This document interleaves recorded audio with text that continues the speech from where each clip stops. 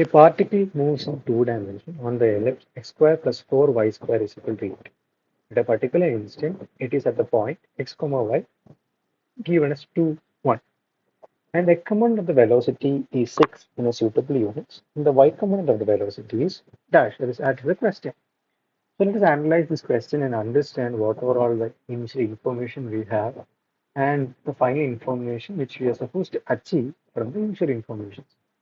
It is given that this particle, which is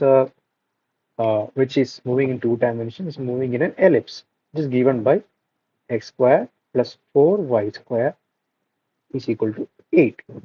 It is again given that at a particular instant, the particle is at x comma y is equal to 2 comma 1. It is at x2 and y1. And it's again given that at a particular instant, the x component of the velocity is 6 in a particular suitable unit. So from these initial information, we are to arrive at the final information, which is the y component of the velocity at the same particular instant. So how are we to go from these initial information to the final information, that is these initial information to the final information, that is Vy. So to go from that, let us take the first equation on how this particle is. Basically, this equation tells us how x and y coordinate or the x location and y location of the particle as it moves in the 2D plane. So what is it we usually do when we have such an equation? We derivate with respect to time. And if you are to derivate this with respect to time, what is it which we would get? We would get 2x dx by dt plus 4 into 2, which is 8y dy by dt is equal to 0.